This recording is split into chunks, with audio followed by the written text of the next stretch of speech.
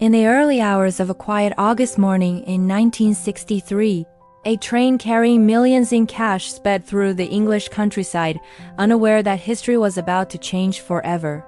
There were no explosions, no wild gunfire echoing through the night, just precision, planning, and a bold criminal vision that would shock an entire nation. This is the story of the Great Train Robbery, the legendary Royal Mail heist that stunned the United Kingdom. Welcome to Nascent Bulletin, where we uncover the most fascinating true stories of crime, power, and history. Today, we travel back to 1963 to explore one of the most daring robberies ever carried out on British soil, a crime so audacious that it became part of modern folklore. The target was a Royal Mail train traveling from Glasgow to London. On board were dozens of sealed mailbags, but hidden among them was something far more valuable. The train was carrying cash collected from banks across Scotland, destined for sorting and redistribution in London. In total, it held approximately £2.6 million, an enormous amount of money at the time, equivalent to tens of millions today. Behind the scenes, a carefully organized gang had been studying this operation for months. The mastermind behind the plan was Bruce Reynolds, a charismatic and ambitious career criminal who dreamed of executing the perfect robbery. He assembled a team of around 15 men, each selected for specific skills, logistics, tampering with signals, overpowering guards, and transporting the stolen money. Their plan was bold but simple. Instead of attacking the train directly at high speed, they would manipulate railway signals to force it to stop at a specific location. They chose a remote stretch of track near Ledburn in Buckinghamshire, isolated, dark, and far from immediate police response. On the night of August 7th, the gang went into action. They tampered with the railway signal system, covering a green light and activating a red signal instead. When the train approached, the driver saw the red light and brought the train to a halt, believing there was danger ahead. Moments later, masked men emerged from the darkness. The gang quickly boarded the train and overpowered the crew. Though their goal was speed and minimal violence, the driver, Jack Mills, was struck during the confrontation and later suffered long-term effects from the injury. The robbers then detached the engine from the rest of the train and moved it a short distance to a nearby bridge where their trucks were waiting.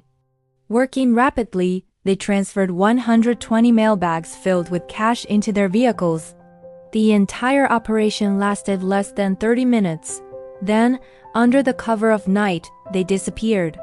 By sunrise, Britain woke to astonishing headlines. The robbery was described as the crime of the century. How could a group of criminals stop a moving train and vanish with millions? Public fascination grew instantly. The scale, organization, and daring nature of the heist captured the imagination of the nation. The gang initially hid at a remote farmhouse called Leatherslade Farm, where they divided the stolen money. But this is where their carefully planned operation began to unravel. In their rush to leave the farmhouse, they overlooked crucial evidence, fingerprints, food packaging, and even a monopoly board used during downtime. These seemingly small mistakes became key clues for investigators. The British police launched one of the largest manhunts in the country's history. Slowly, members of the gang were identified and arrested. In 1964, several robbers were convicted and given lengthy prison sentences, some up to 30 years. But the story did not end there. One of the most famous members of the gang, Ronnie Biggs, managed to escape from prison just over a year after his sentencing. His dramatic breakout turned him into an international fugitive. Biggs fled to multiple countries, eventually settling in Brazil, where he lived openly for years because Brazilian law prevented his extradition. His life on the run only increased public fascination.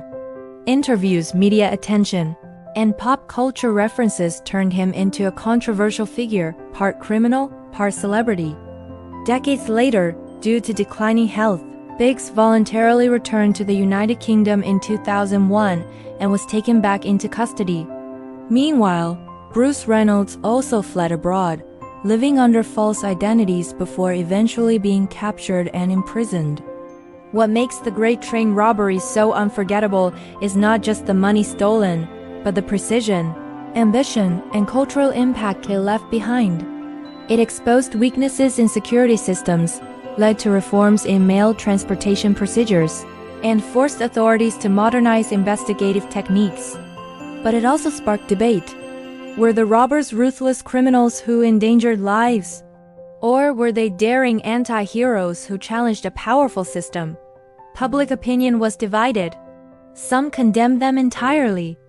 Others romanticized their boldness, influenced by films and media portrayals that glamorized the heist. Over time, the robbery became embedded in British popular culture. Books, documentaries, and films retold the story, each adding layers of drama and mystery. The idea of stopping a train in the dead of night and escaping with millions seemed almost cinematic, yet it was entirely real. However, beneath the fascination lies a more serious reality.